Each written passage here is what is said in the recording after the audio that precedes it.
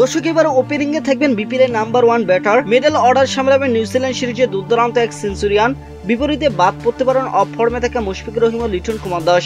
এছাড়া বোলিং ইউনিটে থাকছে নতুনত্ব চমক, যেখানে টেস্ট বোলার খ্যাত তাইজুলের সাথে দেশ সেরা পেসার নাহিদ রানা তো থাকছেন। সব মিলে শ্রীলঙ্কা টেস্টের লক্ষ্যে এবার শক্তিশালী একাদশ সাজাতে যাচ্ছেন টাইগার কোচ ফিল সিমন্স। এনে থাকছে আজকের ভিডিও বিস্তারিত জানতে ভিডিওটি সম্পূর্ণ দেখার অনুরোধ রইল।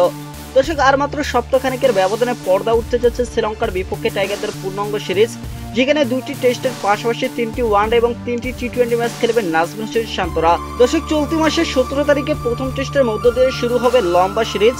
এই সিরিজকে ঘিরে ইতিমধ্যে টাইগারদের 16 সদস্যের স্কোয়াড ঘোষণা করেছে বাংলাদেশ ক্রিকেট বোর্ড বিসিবি, যেখানে ইনজুরি কাটিয়ে প্রায় 2 বছর পর দলে ফিরেছেন এবাদত হোসেন। অধিনায়ক হিসেবে থাকছেন নাজমুল হোসেন শান্ত এবং সহ অধিনায়কের দায়িত্বে থাকছেন মেহেদী হাসান মিরাজ। এর আগে সর্বশেষ 2টি সিরিজে দলের ব্যর্থতা ছিল চোখে পড়ার মতো, তাই লঙ্কানদের বিপক্ষে টেস্ট জিততে এবার শক্তিশালী একাদশ গঠনের কোনো বিকল্প নাই টাইগারদের।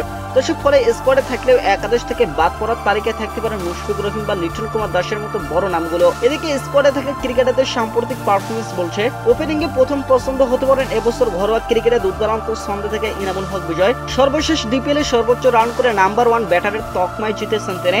দর্শক জিম্বাবুয়ে নিউজিল্যান্ড সিরিজেও ছিলেন দারুণ ফর্মে, তার সাথে ওপেনিং এ দেখা যেতে পারে সাদমান ইসলামকে। দর্শক ওয়ান ডাউনের যথারীতি দায়িত্ব পালন করবেন নাজমুল হোসেন শান্ত। মিডল অর্ডারে প্রথম পছন্দ হতে পারেন টেস্ট স্পেশালিস্ট মমিনুল হক। অন্যদিকে অফ ফর্মে থেকে মুশফিকুর রহিমের পরিবর্তে জায়গা পেতে পারেন নিউজিল্যান্ড সিরিজের সেঞ্চুরিয়ান তরুণ ক্রিকেটার, দর্শক যিনি সিরিজের সর্বোচ্চ রানও করেন। মিডল অর্ডারে মেহেদী হাসান মিরাজ ও জাকির আলীর ভূমিকা হতে পারে গুরুত্বপূর্ণ। মেহেদী হাসান মিরাজ সর্বশেষ জিম্বাবুয়ে সিরিজে 15 উইকেটে ও 1টি সেঞ্চুরি করে অলরাউন্ডার পারফরমেন্স দেখিয়েছেন। জাকির আলীও ছিলেন ভালো ছন্দে। স্পিন ইউনিট শক্তিশালী করতে একাদশের জায়গা পেতে পারেন তাইজুল ইসলাম। জিম্বাবুয়ের বিপক্ষে চট্টগ্রাম টেস্টে মাত্র 2 সেশনে 9 উইকেট নিয়ে চমক দেখিয়েছেন সবাইকে। পেস বোলিং এর নেতৃত্বে থাকবেন দেশের সর্বোচ্চ গতির পেসার নাহিদ রানা, তার সাথে দেখা যেতে পারে ডানহাতি মিডিয়াম পেসার এবাদত হোসেনকে।